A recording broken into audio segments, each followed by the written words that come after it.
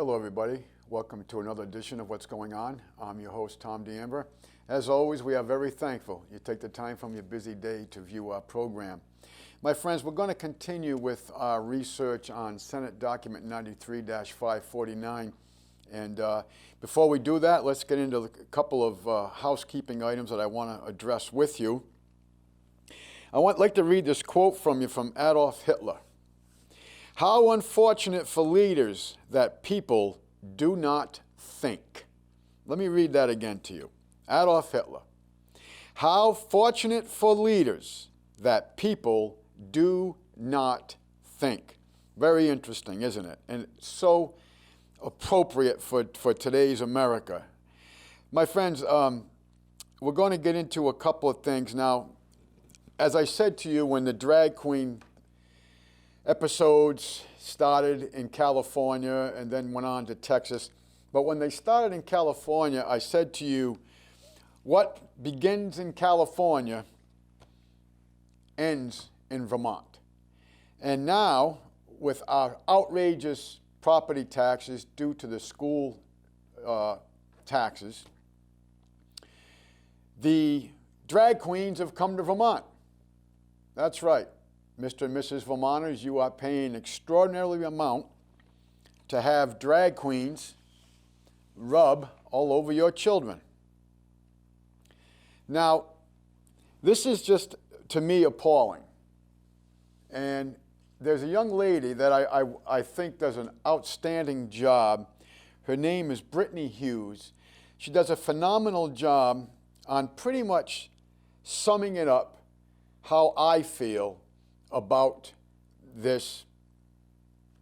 I don't even know what to call this, my friends. I know why they're doing it, and we've got into this before, but let's just run with Brittany Hughes describing her feelings. I try not to do too much about how I feel about things. I really just try to present facts and read things verbatim to you, and maybe someday I'll do a show on how I see things. But Miss Brittany Hughes does a wonderful job of summarizing just how I feel with regards to these drag queens rubbing all over our children. And what disgusts me even more is the parents that bring their children to these events and allow this to go on. So, Bill, if we could, let us go ahead and run Miss Hughes and her wonderfully well done presentation. A drag queen performed a striptease for a group of children at the King County Library in Washington State. And I honestly don't know what's worse. The man dressed in tights showing his butt to a group of kids, or the horrible parents who sat there and let it happen. But apparently this is where our society is at now, and make no mistake, it is coming for you.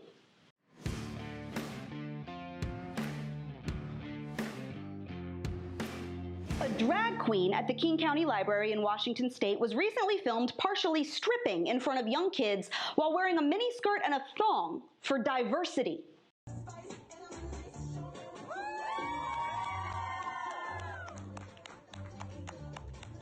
Another one at the Minnesota Hennepin County Library read books to children about being neither male nor female, all while wearing a skirt so short that anytime he moved, toddlers could see his women's underwear. Sorry about your eyes, but before you go pour bleach in them, get this.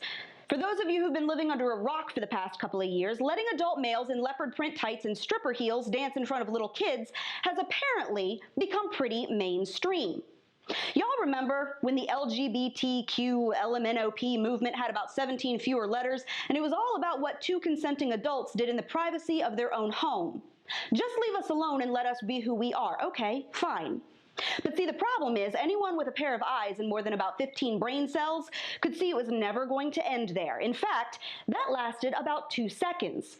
We flew off the exit ramp from Gay Marriage Highway onto Freak Show Lane at about 120 miles an hour and took out every mailbox along the way. What started as just leave the adults alone has now turned into we're coming for your kids.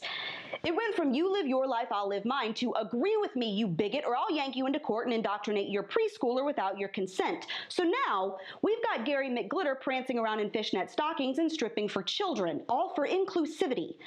I'm just going to say it because I am so sick of this PC nonsense. What kind of a sick pervert do you have to be to put on a thong and dance in front of children?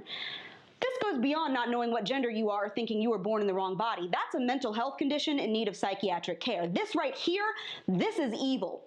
This is grooming kids for pedophiles. Don't believe me? Earlier this year, the Houston Public Library admitted that one of the drag queens they allowed to perform in front of kids was actually a 32-year-old sex offender who was convicted in 2008 of assaulting an 8-year-old boy. Turns out the library hadn't bothered to do a background check on the guy dressed as a woman who was dancing in front of toddlers.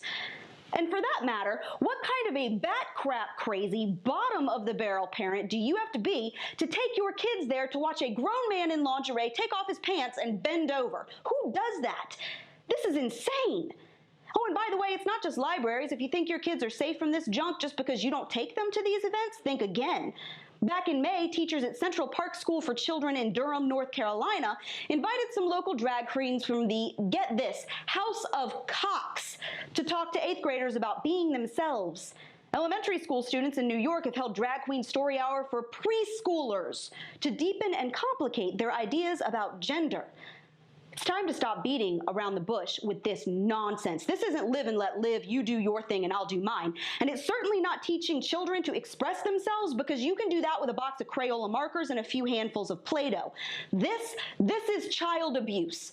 This is about brainwashing children with the far left's perverse, hypersexualized, completely godless worldview. Because if they can't convince the adults in the room, they'll target the kids.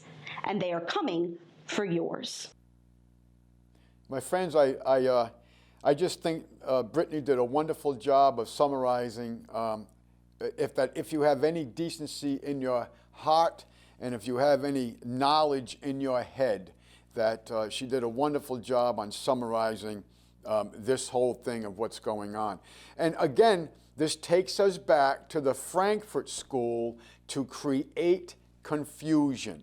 Remember that? We listed the 12 items. I call them the 12 tenets of the Frankfurt School. And basically, my friends, this is to create confusion. Okay, let us go on. You probably heard that the Supreme Court, just 2 days ago, did a decision on product liability. And what I mean by that is this. The Supreme Court has come down and said that if someone uses a product and harms another person with that product, that the manufacturers and everything in between, from the manufacturers to the transportation to everything in between, can be held liable for the damages caused by someone, some third, fourth party, using that product to harm somebody. So let's say that there is a car accident and someone is driving a Dodge truck. The person driving the Dodge truck has been found guilty of negligence, or they caused the accident. Well, guess what? Now, Dodge is going to be able to be sued for liability. And the transport company that brought these vehicles to the distributor, the dealer, can be sued for liability. The dealer who sold, the car dealer who sold the truck, doesn't matter if it's to that person, can be held liable. Now, the industry that they're going to go after to eliminate the manufacturing thereof are firearms. I assure you, my friends, this whole thing was set up so that they could eliminate firearms. And don't say, oh, they'll never get rid of the firearm companies. Is John Remington's company, Remington Firearms, still in business? The oldest rifle manufacturer in the United States is no longer in business. And do you know why? Because they were financially drained through litigation. See, the government has all the revenue in the world. Your tax dollars. So they don't care about budgets. They haven't been on budget. We have not had a balanced budget, my friends, since the Andrew Jackson administration.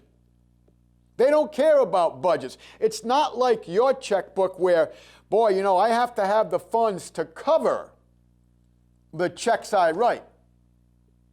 The government isn't like that. The governments, even though they're trillions of dollars in debt to the international bankers, even though they can't put a budget together and keep it there so that they have the funds to cover the liabilities, like you and I have to, they don't have to. And all they have to do is extract more sweat equity in taxes from you and I. That's all they have to do. And if you don't pay it, you'll find out what happens. And we all live in a state of fear to that, so we do what? We pay it. So I assure you that this Supreme Court decision is the end of the firearms industry in this country, and it is the end of foreign firearm companies exporting into the United States because they don't want the liability. And what about the manufacturers of ammunition? You can say bye-bye to them too. And what about the trucking companies that transfer these arms and armaments? They're not going to do it no more, my friends. Too much liability. Are you with me? This is an incredible decision by the Supreme Court. And in case you're wondering, Kavanaugh went along with the nonsense. If you can believe that. I can. I've been following him. And I can tell you right now, folks, there are 4 cases that I could bring forward to you, and I won't for the sake of time, that he has gone completely against common sense, and he has gone against the Constitution of the United States. I'm beginning to believe that this man is nothing but a wolf in sheep's clothing. I really am. Now, let us continue. Recently, there was a conference held in Sweden called the Gastro Conference. And this was a summit held in Stockholm, Sweden, about, quote unquote, the food of the future. Very interesting. So what do they have in mind for us for the food of the future? So I want to read this to you. A conference about the food of the future called the Gastro Summit, held in Stockholm, Sweden, featured a presentation by Magnus Söderlund, claiming, now I am reading his quote verbatim to you, that, quote unquote, we must get used to the idea of eating human flesh in the future as a way of combating the effects of climate change. Let me read that again to you. A presentation by Magnus Söderlund claiming that, quote, we must get used to the idea of eating human flesh in the future as a way of combating the effects of climate change. You notice it's not global freezing anymore. It's not global warming anymore. It's a wordsmithing. It's play on words. Climate change. Folks, the climate, the only consistency about our climate is that it constantly changes. See, so they finally got the words right to sell you that we have this crisis. Now, Henry Kissinger said in his memoirs To control a nation, you control oil. To control people, you control food.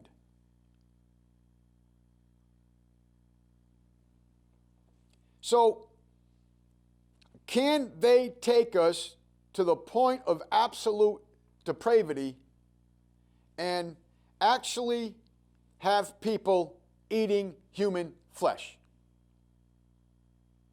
Well, there is a religion which is one of the most populated religions in the world that tells its followers to eat flesh, human flesh. This is from the Quran, page 716, volume 1. You may kill an enemy fighter or an adulterer and eat his body. And you can see the sign, behead those who insult Islam. This is why they do all the beheading. But have they taken it to the point where, and eat his body? Well, here is a picture from a Syrian news site of a practicing Muslim eating body parts. We will take out their hearts and eat them. And you may say, well, I'm not so certain that that is a human body part. Let's try this one. What does that look like on the board to you, my friends? That looks like an arm of a human body, and it looks like the thigh of a human body. Folks, these people are eating human flesh and dressing it out like you and I would dress out a cow or a deer or a moose or whatever, and eating human flesh. So, let us continue what Mr. Soderlund says we should be doing to have a combating the effects of climate change. Why? Because cows flatulate. That's a medical term for farting. Cows flatulate. Because when cows fart, it's affecting the ionosphere. Don't you know? Let us continue.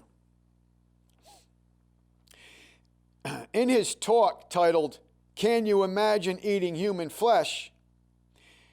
Behavioral scientist and marketing strategist, that would be Mr. Soderlund, argues for the breaking down of ancient taboos against desecrating the human corpse and eating human flesh. Soderlund refers to the taboos against eating human flesh as being, are you ready for this? Being conservative. I'm reading this verbatim from his statement. So if you're against eating human flesh, according to Magnus Soderlund, you must be a conservative.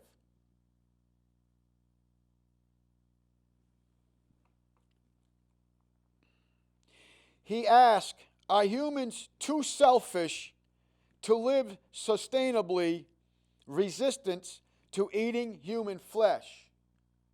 And he refers to this resistance as, are you ready for this one? Capitalistic selfishness. So, if you're against the idea of eating human flesh, well, you're a conservative. But if you're against the idea of eating human flesh to sustain and live sustainably, and you're against that idea of living sustainably by eating human flesh, well, you have an illness called capitalistic selfishness.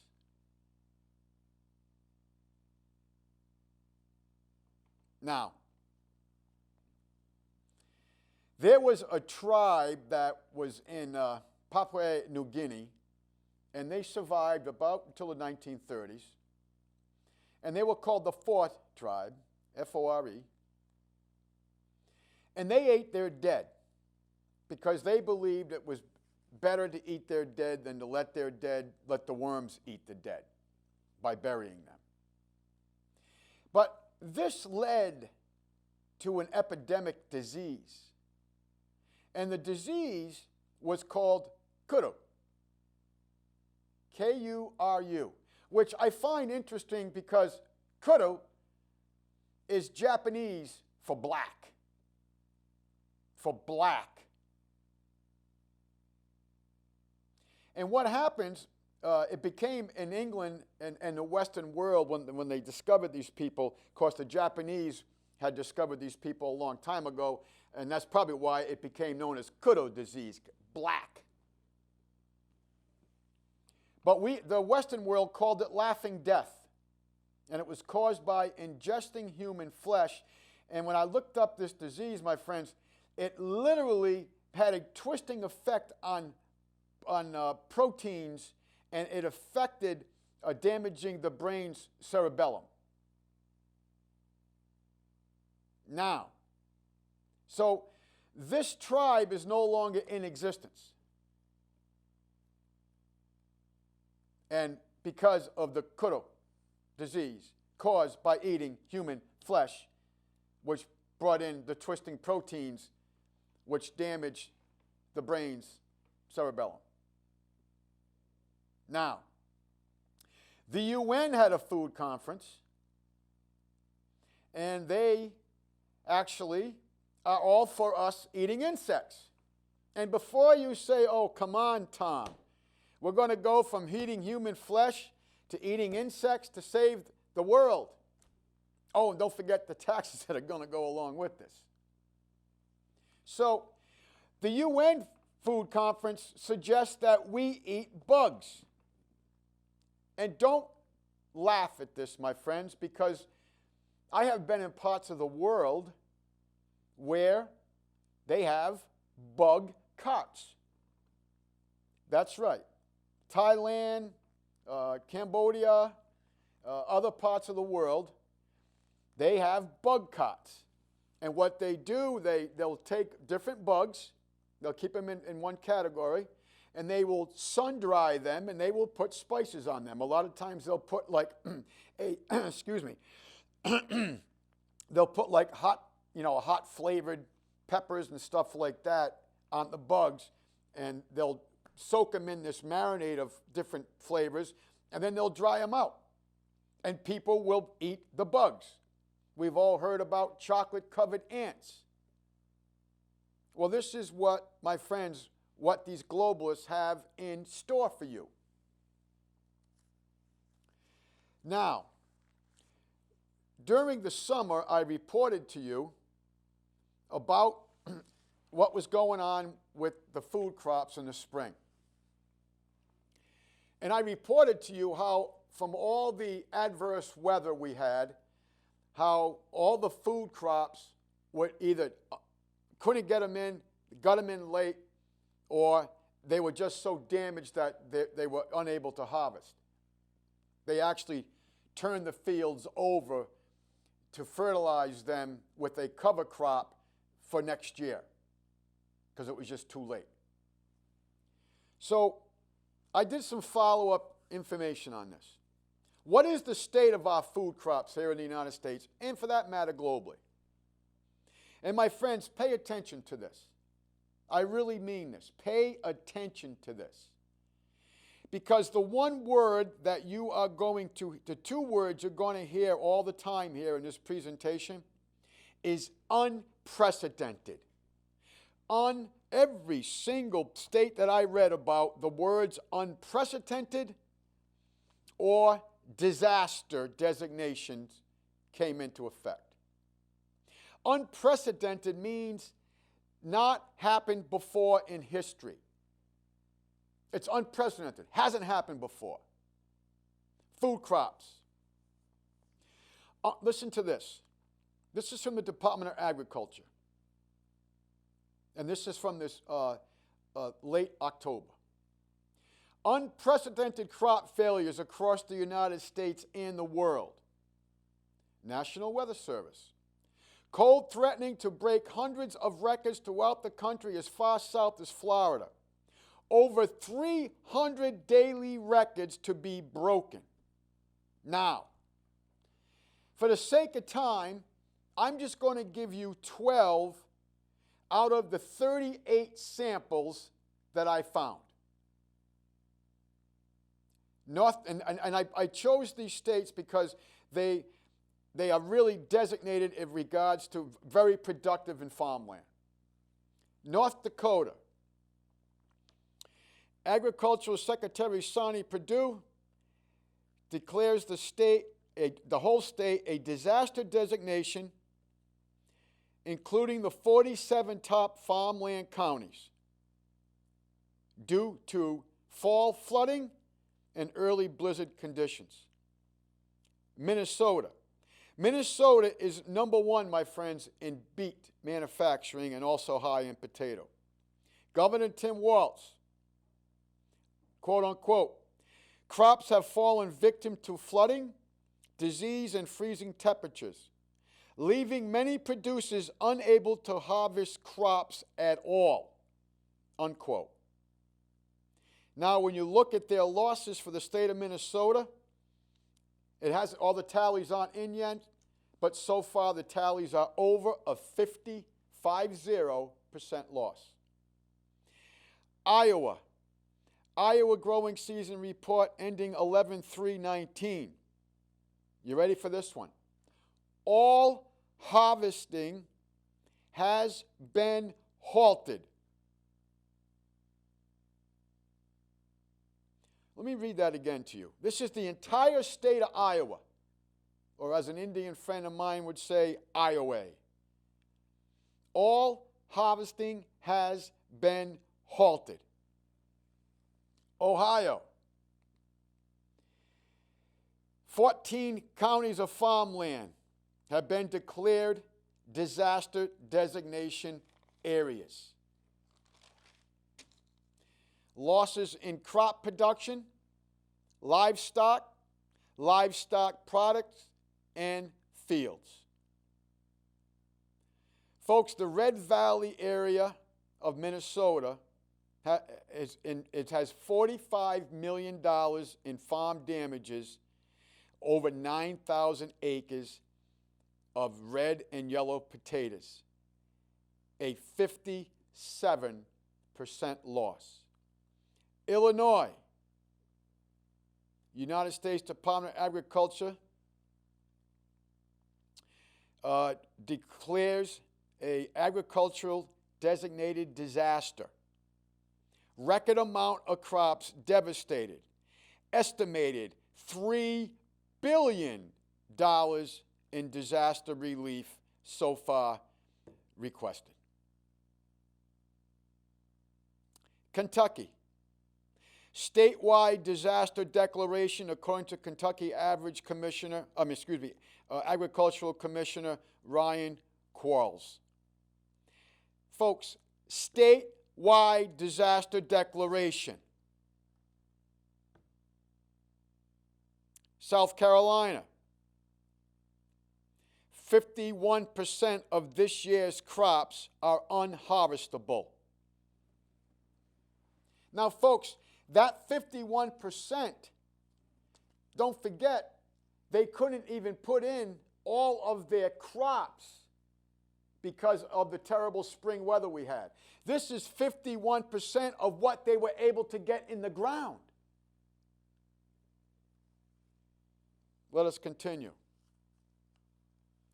Idaho, a disastrous freeze, unprecedented tons of decaying potatoes. Also, unusable tubulars for next year's planting.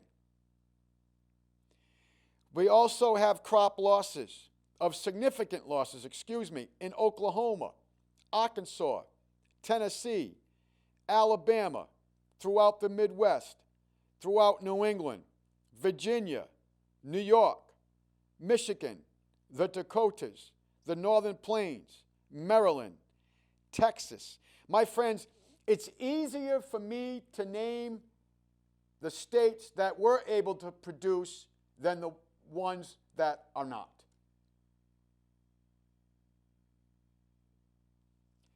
Now, this goes on worldwide. Italy, Australia, Europe, China. Folks, China is estimating this year, due to unprecedented weather conditions, that they're only going to be able to produce, this is their writing, they're only going to be able to produce between 40 and 42% of their food production. They have billions of people. Billions. And they estimate they're only going to be able to produce between 40 and 42% of their food. The National Weather Service, quote, this is from 2 days ago, current conditions will kill crops, new growth, and sensitive vegetation throughout the nation. Let me read that again to you. National Weather Service. Current conditions will kill crops, new growth, and sensitive vegetation throughout the nation.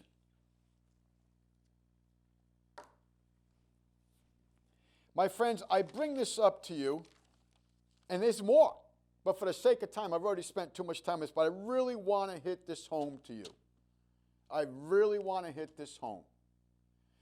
My friends, food is going to become an issue. And I know the average American who has never been to a country and looked in the eyes of a starving people is thinking, boy, this guy's a nut. We always have food. Well, I've never been without food my entire life. You know what, there's two common denominators in history that show us how people think and then they get conquered. And the two, in my studying, is this. One, they were disarmed. I want you to name a society, a culture, a nation, a people who benefited themselves by being disarmed. I want you to name one. Name one. You can't. Because every people that have been disarmed have been taken over. Most of them were killed or put into a statehood of slavery. But the other one is this. It'll never happen here. Oh, it'll never happen here. We've always had food. Come on, Tom. Folks, it's going to happen here. And it's being put into motion to happen here. And you may say, oh, come on, what do you mean by that? We don't control the weather. Really?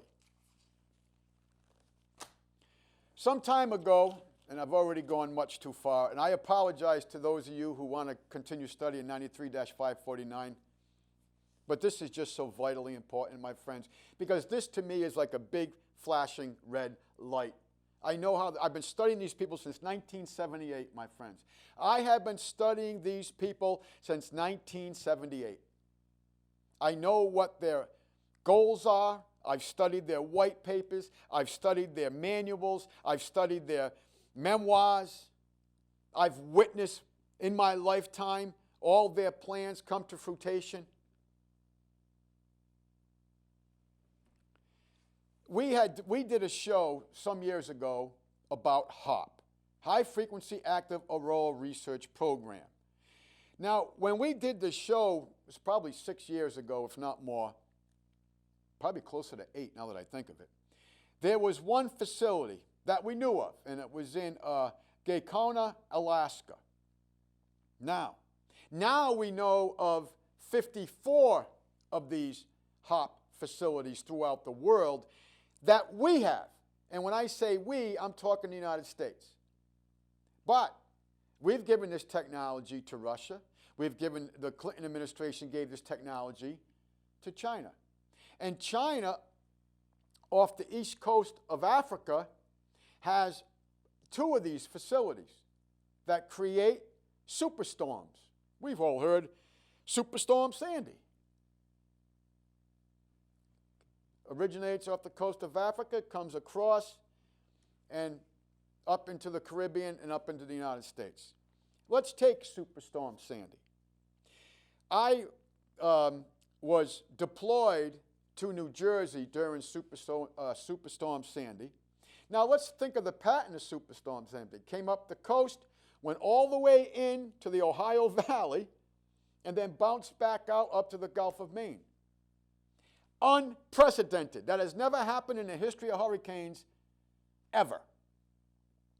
And I will tell you that what I witnessed in the New Jersey coastline was horrific. I mean, whole neighborhoods, whole towns, cities were consolidated into rubble. And I mean that, rubble. Such a fierce storm with unprecedented movement to the Ohio Valley and back out to the coast of Maine. How did that happen? I'll tell you how that happens. China sent it this way. And you say, oh, come on. Well, let's think about HAARP. Folks, there are weather wars going on. The HAARP project supposedly was shut down in 2013. All they did was shift it. And as they shifted it, they got more money for it and built these other facilities throughout the world. I know of one in Australia and obviously Africa. So it still continues with the U.S. military stated goal, and this is actually a document you can look up online, full spectrum dominance by 2020. And the other U.S. Air Force document that you can look up what is owning the weather by 2025. Now, the report that you're going to get to is Weather a Force Multiplier Owning the Weather by 2025. It's a 44-page report. I don't have the time to go through the whole thing with you. I'm going to get some of the highlights. But what this tells you, my friends, is that they are controlling the weather. Full spectrum dominance by 2020. 2020, my friends, is less than 8 weeks away. They're doing it now. And owning the weather by 2025. U.S. Air Force 1996 report, Weather, W-E-A-T-H-E-R, a force multiplier owning the weather by 2025, 44-page report. And the Army, the Air Force, and the Navy are all in cahoots with this. This is a quote from this report. In the broadest sense, weather modification can be divided into two major categories: suppression and intensification of weather patterns. Do you think Superstorm Sandy qualifies for both? I do. It was certainly intensified, and it certainly altered the weather patterns by going all the way up into the Ohio Valley.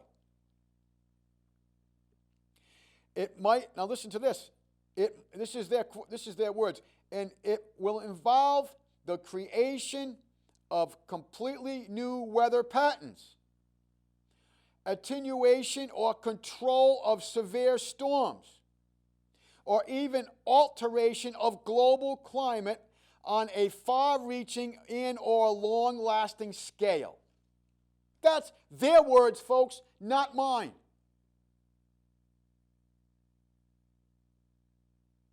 Let me read that again.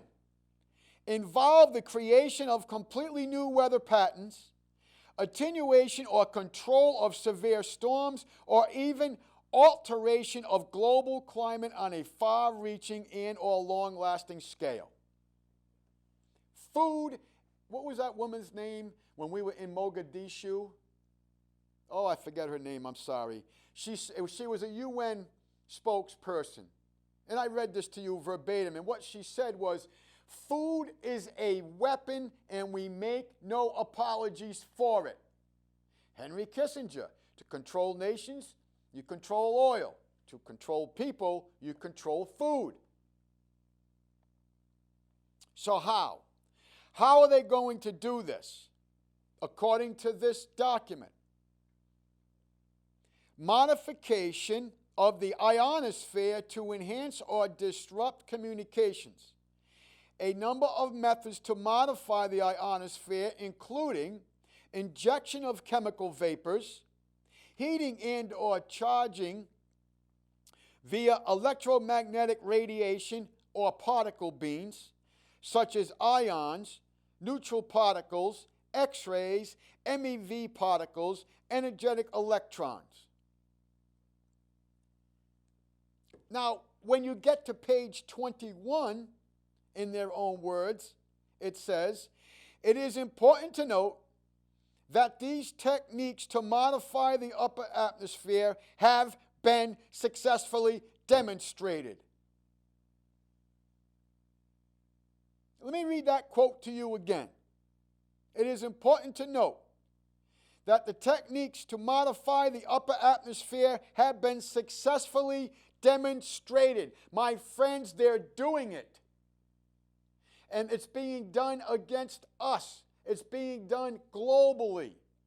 Because if you wish to control people, you control food. Do you remember some months ago we reported to you that there were food riots going on in 4 different continents? My friends, I want to continue with this because for the sake of time, I really want to hit this home to you. It is a high risk, high rewarding endeavor. This is their words, folks, not mine. It is a high risk, a high rewarding endeavor. Weather modification offers a dilemma not unlike the splitting of the atom. While sub-segments of society will always be reluctant to examine controversial issues such as weather control and or modification, the tremendous military capabilities that could result from this field are ignored at our own peril. From enhancing operations or disrupting those of the enemy by tailoring of natural weather patterns to complete dominance of global communications and counter control of weather modification offers the warfighter a wide range of options to defeat or coerce an adversary or enemy. Who has been declared the enemy of the United States government? Who? We've read this to you. I have got to think, and I have mentioned it to you in all these years, I got to think at least 50 times, 50. The 1933 Trading with the Enemies Acts. The definition of enemy is citizens of the United States and those under the jurisdiction of the United States. And we also know that through National Defense Authorization Act 12, it was Obama administration 2012, you know it as the NDAA 12, that the United States was declared a battleground, to use their own words. So we have been declared the enemy.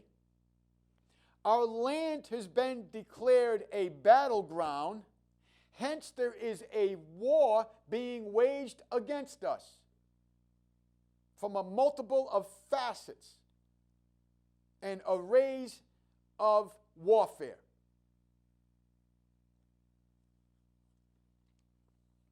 So, this weather modification and control, their own words, offers the warfighter a wide range of options to defeat or coerce an adversary or enemy.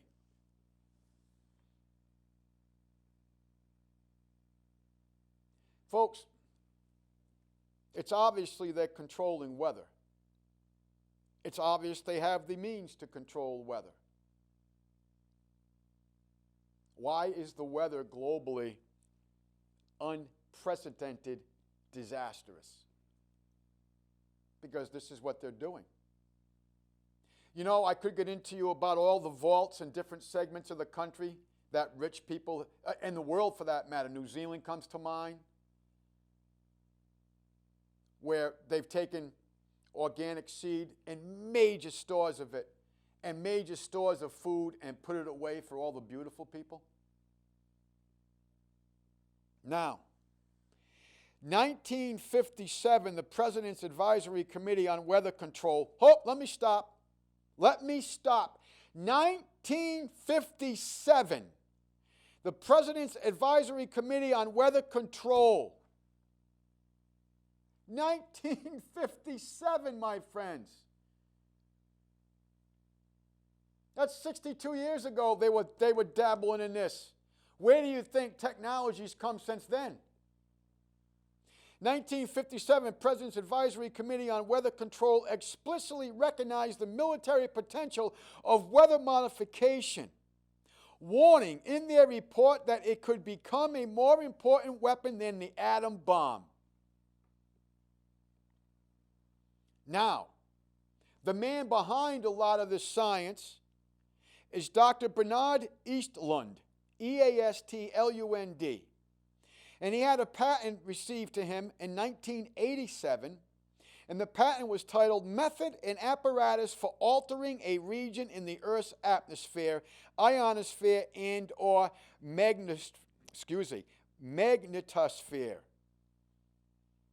Now, if you want to really get more information on this Dr. Eastlund, I highly recommend you go to Dr. Nick Begich. It's B-E-G-I-C-H. Or Dr. Michael Chossudovsky, C-H-O-S-S-U-D-O-V-S-K-Y. And if you really want to get fired up and understand what they're doing to us, I haven't read the whole thing. I just found this week. And I can't believe I just found it this week. I've read about 400 pages of it. It's 600 plus pages, but it's called the Technical Memorandum 195. Please write that down. Technical Memorandum 195. And in there you will see the hows, the ways, and the means, and the desires of exactly what they are doing to our weather. And one thing that you will notice is the word enemy and adversary.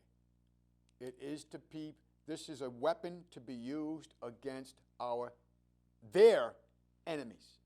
Not our, as in you and I. Their enemies. And as I've just said to you, who is their enemies? Citizens of the United States or those under the jurisdiction of the United States? Well, where is the battleground? The battleground, according to NDAA 12, is the United States of America, the geographical United States of America, enclaves, territories, districts, and states, and all the inhabitants thereof.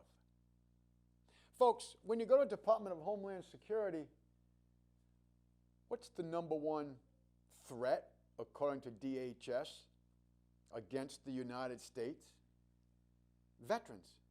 Our veterans, according to the Department of Homeland Security, are the number one threat to the United States government.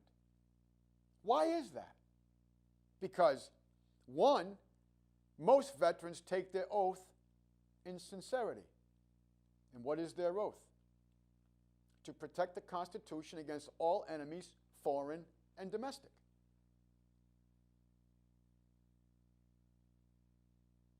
Do you understand what I'm saying here? I really want to hit home that the price of food is about to skyrocket. It's been incrementally going up anyway. Food during the fall, usually because of the mass of food, supply and demand. And if there's so much supply, well, then and to meet demand, and if there's more supply than there is demand, prices go down. Have you seen, as they do historically in the fall, go down? Have you seen your price of food go down? No.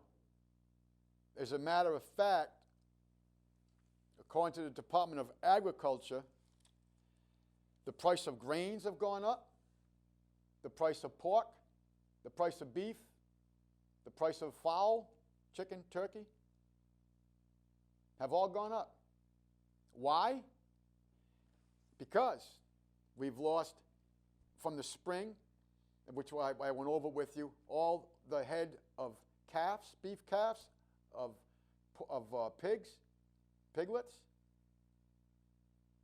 And my friends, the cost of feeding these animals is skyrocketing because of all the crops that have been damaged, the beets, all of it. Farmers out west are buying hay from the Canadians. There are some fields that are not only completely lost for hay, my friends, but on average, 57% of the hay fields in the upper northern and Midwest plains were lost. So what I am saying to you, understand that food is a weapon to these people. Henry Kissinger said it to you. The UN spokespeople have said it to you. But they also said to you, food is a weapon and we make no apologies for it. What I am saying to you, my friends, is if you get anything out of this show, and I'm not just talking today, I mean all these years. We're close to our 400th show coming up.